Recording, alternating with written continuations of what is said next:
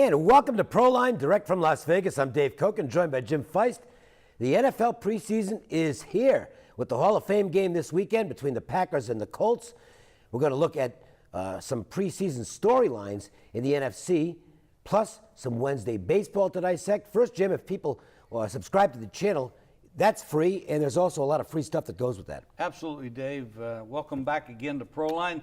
Go to ProlineTV.com. Click on the subscribe button, and you're going to get notifications on new videos. Plus, you'll be sent a code to get 7 days of my service for free. That's ProlineTV.com. It's been pretty good lately in baseball, except for last night. Tuesday night was not good for me, but prior to that, 21-8 MLB run. That's pretty good. And you're going to have a losing night once in a while, too. It's going to get right back on track, and I've got a great offer, 10 days for $10. That's going to be baseball and football. And the number to call, 855-472-2577. It's toll free. Again, it's going to get all my value plays, $10 for 10 days, $1 a day, baseball and the NFL, 855-472-2577. Jim, 47-21 on the baseball high rollers. Baseball games of the year and month, combined 24-9 run. That includes a big win last Friday. That was in the Brewers-Pirates game. Been absolutely killing it. 3-1, 3-1 the score in that game. Plus 115 dog gets the money. And last night you hit a big total. Big total last night. You know, it's been a great season so far, Dave. My AL Central total of the month cashed easily with the White Sox and Tigers going over the total. 15-5, that was a winner. 7-2 with my baseball games of the year, and I have another one going tonight. $99 online, just $29 with a guarantee when you call my offices directly, 866-546-9467. Guaranteed to win or 7 days free, 866-546-9467. All right, so let's look at some baseball. Okay, we've got the Blue Jays, who are very much in the mix to win the AL East, taking on the Astros, who have cooled off a bit after a big run that got them really close to Texas. It kind of dropped back just a little bit. Not that they're getting killed or anything, it just kind of leveled off. I think 6-6 over the last 12 games. Blue Jays, though, they've been tough. And tonight we've got Marco Estrada on the mound for the Toronto side. Houston will counter with Colin McHugh. McHugh has been very spotty for the Astros. He's just not been consistent. I think his last start was an absolute disaster. So he might bounce back off that. A couple of interesting things we've seen with the Astros. Joe Musgrove had to come in the game last night when McCullers got hurt. And what a performance. This is not easy. This is a guy who's making his Major League debut, and he doesn't even get to warm up in the bullpen. He had to do his whole warm-up on the mound. You should forget this warm-up stuff. Just go out on the mound. I'm telling you, what a performance. Yo, this is amazing. And he'll probably be starting on Sunday because when a pitcher gets helped off the field, he's generally not making his next start. So I would think Musgrove's first start will come on Sunday. But let's look at the game tonight where there are certain things about, the Astros didn't help their bullpen at the deadline. And immediately the bullpen this is an area that could really hurt this team down the stretch. I just don't know that there are reliable arms to finish off games for Houston, and you got to have them in a pennant race. Well, you do. I notice these every day. These bullpens will blow up a whole game on you. Yep. I mean, it happens each and every day where these teams, first string, the first line of pitching does a good job, and then the bullpens come in, and they might be up 6-0. The bullpen just can't get an out. Baseball, it's a long season. Even on our handicapping situation, you talked about have a bad day here and there. Well, these teams go on streaks. Yep. I mean, it's not necessarily going to win 8 games in a row or something like that, but they might win 7-3, and then they might go 5-5 or 4-6. Pitchers do the same thing. They get hot, and we're talking about a hot pitcher with Estrada. Estrada's been good. He's been very solid, good. Steady as a rock. This guy's good. McHugh, like you said, is spotty. Houston's tough. They were tough the last couple of years at home. This year, a little bit, not so much. They third game in 7 games homestand. 25-14. 6-6 run though. They're kind of marginal at that spot. This Toronto's doing real well. I think they belong the favorite in this game, and actually the line moved in that direction. It has moved in that direction. McHugh opened the favorite. Now it's Toronto the favorite. I don't think there's any value at where it is now. I think if you were going to play Toronto in this game, you needed to get there early, get a little bit of a plus sign. Looks like the Blue Jays probably going to go off. I wouldn't be surprised if by game time we're looking at 110 or 115. Well, you're looking at 114 right now. Oh, it already went that high. Okay. There's a move here in this game that I do like. I don't like it now, but I liked it early. Where Toronto and they opened up 8.5 the total, and it went down to 8 under, which means you could be looking at 7.5. That's a big move, but that's at least where the money went. I don't disagree with that either. I liked it under early. I got the better of the Estrada, price. Basically, the guy, it's nothing fancy, but I think it's 11 straight starts where he's given up 3 or less runs. Right.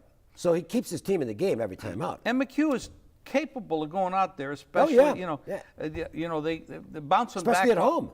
At home, the Astros, bouncing off of a bad effort too. And Houston's 26-7 in the last 33 starts McHugh's made at home. So they give him run support, and he generally pitches better there than he does on the road. That's right. You want to talk about a team that's tough to handicap right now? How about the Red Sox? I mean, okay, Sunday, and I'm still pissed about this game.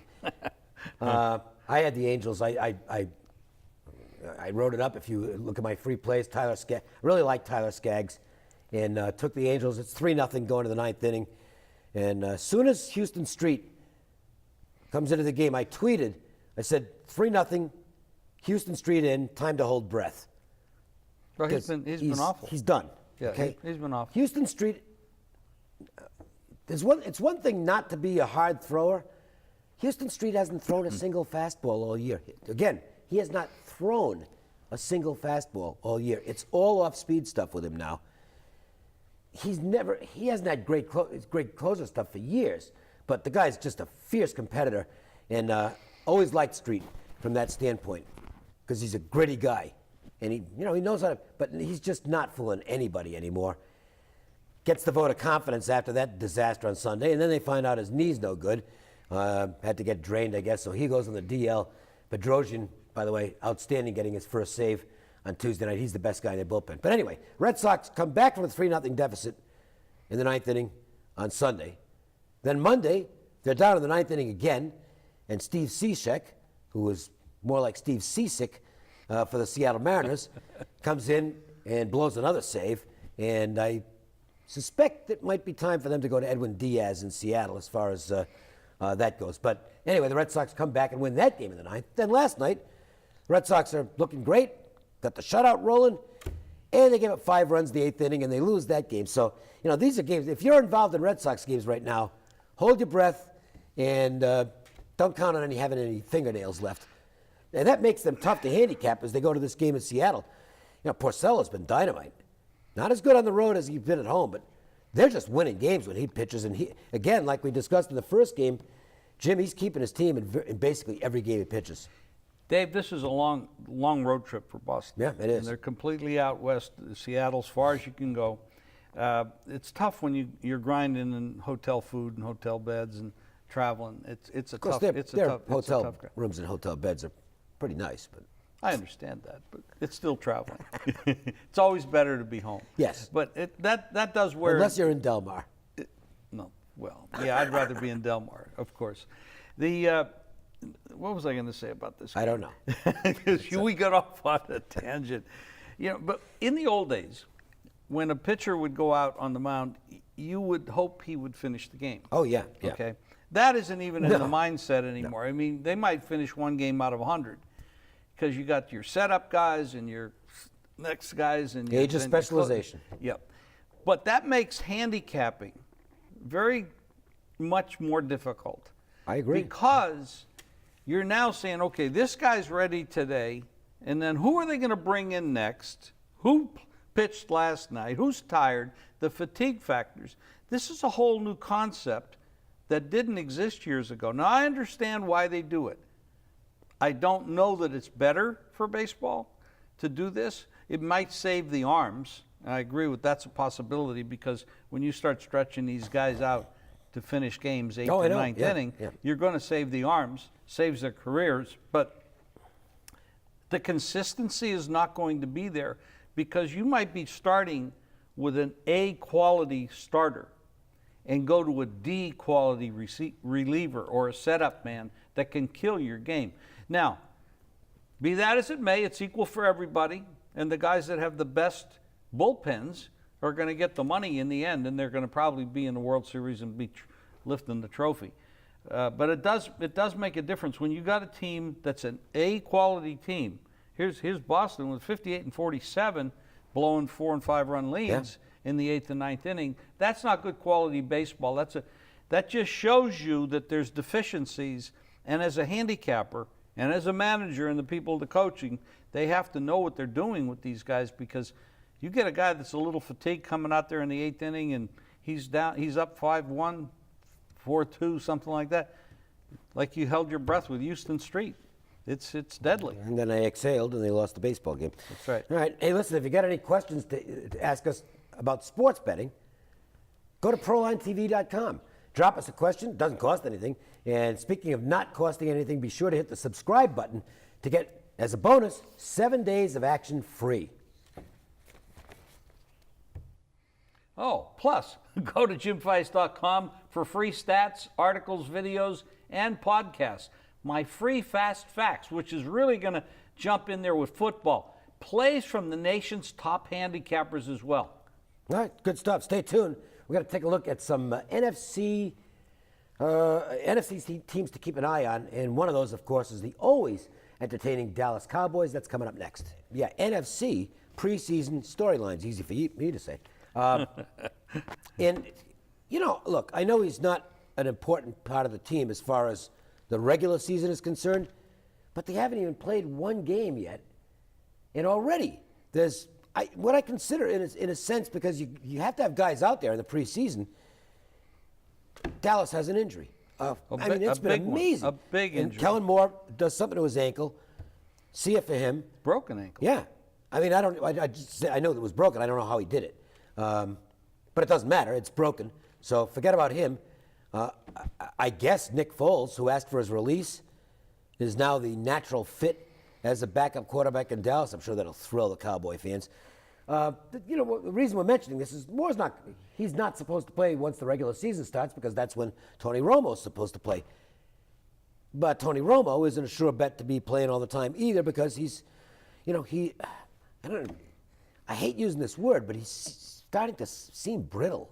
Well, you know, he's taken a lot of hits over the years, and this is, we all know how difficult football is physically. These quarterbacks take a pounding if their offensive lines aren't that great or they don't have a great running game. Last year, Dallas had a ton of injuries, and they really slipped badly to a 4-12 record after being quite good the year before, leading the league in rushing, et cetera, going to the playoffs. Not so much last year. And this year, looks like everything is going their way. Now they have a bunch of suspensions, drugs, you know, all kinds. And then now Moore, why Moore is so important is because he's not physically imposing when you look at him, but he knows how to play smart. He gets the job done. He knows how to win. Now, he's not going to be a great regular season quarterback, but you can't have Tony Romo out there taking the pounding in the preseason. So all of a sudden now I look at Dallas and I say, if you're going to bet anything on a Cowboy game, and this is just a great tip, I think, for you, bet against them in the preseason. They're just not going to be consistently good. They're going to have a lot of holes. Where the points are going to come from. Yeah, Dak Prescott. No, well, we'll see, but I'm not. I don't think Prescott projects as an NFL regular, so he's not going to know the offense. This is the Jerry Jones curse. I mean, these injuries year after year, it's unbelievable. I don't know how they're going to do this, but I don't see them putting it out very much in preseason.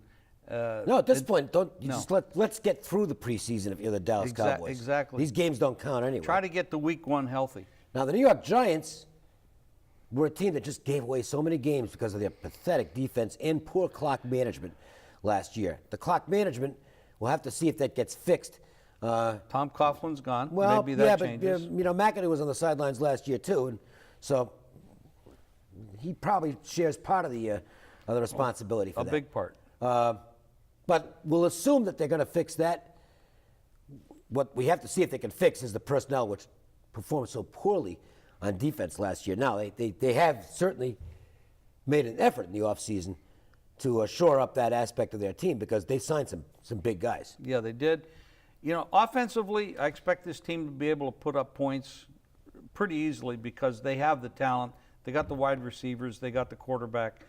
And Eli had a pretty good year last year, but their defense was absolutely horrendous.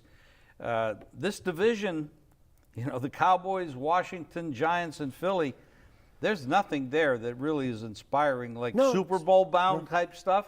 I mean, Dallas would have been the team, except for all this stuff that's going on right now. Washington did win it last year, but was that a default because the Giants, Philly, and Dallas were so bad? I think it was. Washington's not that solid, but they could win it again because Philadelphia and the Giants don't look all that solid, and Dallas with the injuries and the fragility of Romo, potential injuries there. They didn't do very well in the backup situation there last year, so this is a very tough division. Green Bay Packers, who will play this Sunday, and we'll talk about that game at some point. But just talking about the Packers, one of the things they didn't do last year was win close games. They had a losing record in one-score games, and one of those wins was the miracle, that Hail Mary miracle against Detroit. So they've got to get back to what they were doing in 2014 when if it was a close game, the Packers just won it. It was as simple as that. And they've got the personnel to do that. I think this team's in pretty good shape right now. Part of it is Eddie Lacy, who just showed up completely out of shape last year. Eddie Lazy. But that's not the case this year. All reports are very positive on Lacy. And, look, McCarthy, Aaron Rodgers is the star, but McCarthy likes to run the football and balance his offense, and that's when Rodgers is at his best. That's what they want to get back to. I think there's a lot of positive signs in this Green Bay camp so far. Well, I agree with you that the Packers are the team well, partially I agree with you because Minnesota looks pretty tough. Yeah, they do. And I happen to like their head coach. And Detroit played well down the stretch last year. Well, you talked about the one loss. They had two. Yep. They started out 1-7, and they should have been 7-1 at the end, except for the loss to the Packers on the Hail Mary at the end, which was a miracle play. So, what's going to happen with the Lions? I mean, you got to look at that second half and say, hey, there's a lot of positives there. They're going to be spreading their offense around. But we're talking about the Packers here. Lacy comes in healthy. Running the ball is going to be key.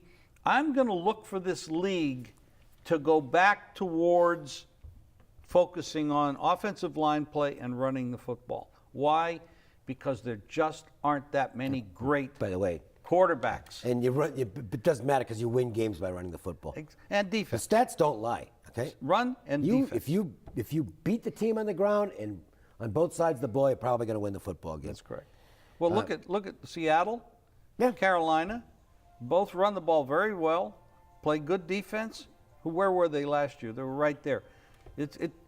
Minnesota. Well, I'll tell you one team that wasn't there last year. It wasn't because of their rush defense, but you talk about a team that couldn't stop. Their secondary was atrocious last year. Was Tampa. We haven't talked much about Tampa Bay. What do you think of Mike Smith, former Atlanta Falcons head coach? What do you think of him as their new defensive coordinator? This has gotten mixed reviews from a lot of observers who just are looking at it and saying, well, wait a minute, that Atlanta defense wasn't exactly the nuts while Smith was there. Well, some guys... Is he right as a defensive coordinator? And I think it is a question that we don't know the answer to, but we'll find out. Can he accept going back to a more subservient role? He's not a head coach anymore. He's no choice. He wants to work. Well, yeah. He wants to work. He wants to make money, and he was a lousy head coach. Bottom line, he's good as a defensive coach, and that's where he is, and now he's got to prove himself all over again. What happens when you elevate yourself from offensive coach or line coach, and now you're a head coach? You've got to run the other coaches. You have all the responsibility of doing that. Well, I guess he didn't do a good job managing his other coaches. Well, now he has to just manage a defense, which is not as difficult because you're not dealing with all the egos. You're dealing with players that have to listen to you. I think he'll do a good job. He always was a good defensive coach. He was not the defensive coach with Atlanta. I think he'll do a good job here. Most people I talk to feel like Tampa Bay. I think the over and under on Tampa Bay is 7. Yeah, I think a lot of I think it's a people are good chance betting they improve. over Yeah. that because they don't see the Saints in Atlanta being that much better than they were last year. It's possible to get a little bit better. So you're talking about in division games, they might pick up an extra win there. And then, of course, they have the non-division games. So I would say Tampa over the win total. I think Smith will do a better job at defensive coach than he did as head coach. And that's the way I'm going with this team. We haven't talked much about the 49ers, so let's do that. And this comes into play in preseason. Obviously, the 49ers are not going to be a good football team. We know that. But you can be a good preseason football team.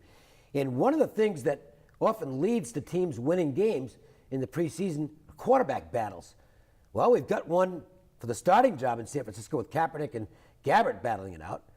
And I think we've got one for the third string position to make the roster between Driscoll, the rookie out of Louisiana Tech, who I actually think has a chance to play in this league. I was very impressed with him as a college quarterback. I'm not saying he's going to be a starter, but I think he's got a chance to make a team and perhaps contribute on some level. And then Thad Lewis is there, who was with Kelly in Philadelphia, so he probably knows his tendencies, and he's battling for a roster spot. So this is something to keep in mind. When you're looking at the 49ers in the preseason, you get quarterbacks that are trying to win jobs there, and that can often mean wins for a team in the games that don't count. Absolutely, 100%. I agree with you because now you got Chip Kelly, who basically, he didn't do a good job in Philadelphia. He's got that He did early. Yeah, early in fact, he did. I'll argue but then this. he fell apart. Well, I'll argue it this way. He was fine until he became his own general manager. And then he completely screwed it up. He had no idea what to do on that. Bottom line, if he was that good, he'd still be there. Now he's out there and he's going to a team that's arguably the worst in football, unless you want to throw Cleveland into that mix. So now he's got to prove himself all over again. All I see from Chip Kelly is a great college coach. Now, can he be a great or even efficient or winning coach in pro football? I don't know. He's got a lot of work here to do, but Dave is right. In the preseason, this is the kind of team that could win every game they play in the preseason because they all have a lot to prove. And they've got to build up that mindset that we're winners. Get those guys thinking that we're winners. And how do you do that? You do it by winning on the football field. They've got enough quarterback talent here, and Chip Kelly is an innovative kind of guy. In preseason against second and third string defenses, they can put up some points. They could win all 4 games. All right. So we got a game. Green Bay and Indianapolis will be in Canton, Ohio to play the Hall of Fame game this weekend, the annual start to the NFL exhibition season, which for us is the start of the NFL season because if you bet on a game, whether it counts in the standings or not has no bearing on whether you win or lose money. The money counts. So we're breaking this game down and trying to come up with some good information. And we can start by talking about what we've got with the Green Bay Packers. Obviously, Aaron Rodgers is not going to play a lot in this football game, if at all. He might take a couple snaps, that's about it. Probably going to see a good deal of Brett Hundley, though. And Brett Hundley is really interesting.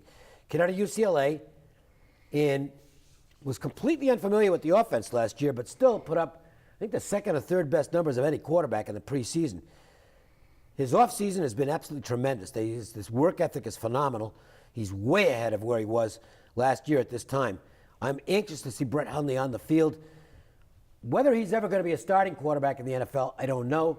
But we know he's very athletic, very intelligent, and eager to do extremely well and make a positive impression.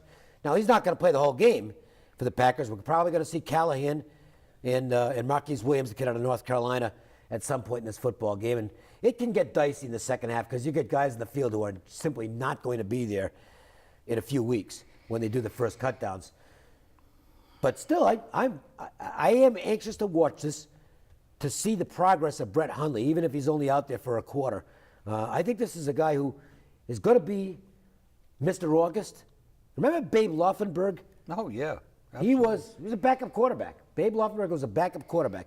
But he was a holy terror in the preseason because he grasped systems very quickly and was able to do things in the preseason that he might not have been able to do in regular season games, but tore it up in August. Brett Hundley could be one of those guys. You hit on how do you beat preseason football? I know some people say, well, how can you bet on a preseason game? Well, actually, a lot of times you have more information on a preseason game that leads to an advantage than if you actually are playing a regular season game because everybody knows what everybody's doing. In a preseason game, if you have the information, what does the coach want to do? What are the offensive and defensive coaches planning to do? What is the amount of time that a quarterback is going to play? He's going to play 4 plays, 1 series, 1.5 series, 2 series. Will they change their mind? Sometimes coaches will say they're going to play 1 series and they play 4. So now you're talking a lot about Hundley, and you're right. He looks like a great prospect. Maybe someday actually is a regular season quarterback. But in preseason, he looks like the kind of guy. But let's talk about the other side. Andrew Luck had surgery in the offseason. I'm not a big fan of Chuck Pagano. I don't really think he's that great a coach. McCarthy is a better coach, and he's proven it over a long period of time. But now they have Scott Tolzien, who's a bigger name. Former Packer. Former Packer, was the backup last year for the Packers. He's got a bigger name. Now, who is going to try to actually make a show here? All these guys are fighting for their job. You've got to remember, they're either bagging food bags at the grocery store or they're playing quarterback in the NFL. What would you rather be doing? So they're all fighting for their jobs. There's no kidding here. This is serious business. Some of these guys, actually most of these guys that are on the rosters right now, will be bagging groceries at the grocery store after this is over because they're going to cut these squads by more than half. So these 4 guys that are on these teams right now as quarterbacks, 2 of them are going to be gone for sure. Now, neither one of these teams have great second and third string quarterbacks, named quarterbacks. Some other guys, like we talked about with San Francisco, that's more name recognition, and we know the coach has to do something. So right now, I don't have a play on this game, but I will probably by game time because I'll be reading the tea leaves before then. Third quarterback on the Colts behind Tolzien, one would assume he's behind Tolzien, is Stephen Morris. So there is an edge in actual on-field experience because Stephen Morris, remember him from the Miami days. Correct. He was with the Canes. He was there last year, so he's played a little in preseason. Not a big Stephen Morris guy. I don't know how much that means. What do you put into the fact that the Colts did overhaul their coaching staff in the offseason? So not only are there a lot of new players in camp, there are a lot of new coaches in camp. That, to me, and obviously, look, it's not set in stone. You can't just say, well, that's it. This is what's going to happen. But the speculation is that there could be a little more evaluation going on as the players and new coaches get to know each other in Indianapolis. That generally doesn't translate well into winning preseason performances. And again, it doesn't matter because that's not what they're trying to do. But what we're trying to do is get an edge in preseason. So I think there's more of a feeling out process in Indianapolis this summer than there is in Green Bay. Excellent point, and you're 100% right. Usually when you change all your coaches, you change your schemes, defensively 4-3 to 3-4 or vice versa, et cetera, you're going to have a lot more confusion because this is the first game. It's really a practice game. And the other thing you have to remember, too, is both these teams are going to play 5 preseason games. Everyone else is going to play 4. The likelihood of them putting on a show here because they're both named teams, this isn't showtime for these guys at all. So you're right. The confusion quotient for Indianapolis is going to be much higher. By the way, you know who they got on the staff now? My boy, the mortician. He's back, Joe Philbin. I make fun of Joe. I'm sure he's a great guy. He doesn't bring a lot of energy, I just does go he? back to the Hard Knocks a couple of years ago when he was the mortician. head coach of the Dolphins. Just kind of the way he sloughed around. Yeah. It's like reminded me of a mortician. Not a guy I wanted to see. And I don't want to see a mortician anytime soon. All right. Anyway, have some fun with this game. I wouldn't go over the top. I said last week, if you watched Proline last week, I said I'm going to pass the game. I ended up, but that's not the case. I did end up making a small bet in this game. What do you think of the line move in this game? Because I've talked to 2 or 3 guys, key guys behind the counter in town this week, and they think by game time Green Bay goes back to being the favorite. But the initial bump in this game, Green Bay was 2.5, and it did get bet down to pick them where I think it is now for the most part. Again, I'm going by what the bookmakers behind the windows at the various casinos are telling me. They think that Green Bay might go off 1 in this game. That could be a little public money, obviously. Well, when you're dealing with 1-2, etc., you're not dealing with great big numbers. It doesn't take much to move a preseason game. So you might walk into some casino and make a $500 play, and you might move the line, and you're not really as sharp. It's just money. So I don't really think the sharps are making plays on these games right now unless they really feel something going on. Like right now, people might be betting against Dallas because of what's going on with them and their backup. I would be betting against Dallas, and I think that's a smart move to do right now because of the injuries and suspensions. On this particular game, I have no feeling until I get some more information. I don't know why the line was. Green Bay was 2.5 and went to pick them. I think you're right. Green Bay will probably go back to 1, but I don't have any reason for it. If you want to get free plays, not you, I'm talking to the folks out there in Proline TV land. If you want to get free plays each day on a recorded message from our Vegas experts, and you don't have to listen, I don't record the message, so you won't have to put up with this awful voice. Toll-free number, 888-478-9222. Also, at ProlineTV.com, click on the subscribe button, and you'll get notifications on new videos. Plus, you'll be sent a code for 7 days of my service absolutely free. That's ProlineTV.com. And that is going to wrap things up. So thanks for joining us. We will see you next week with another edition of Proline.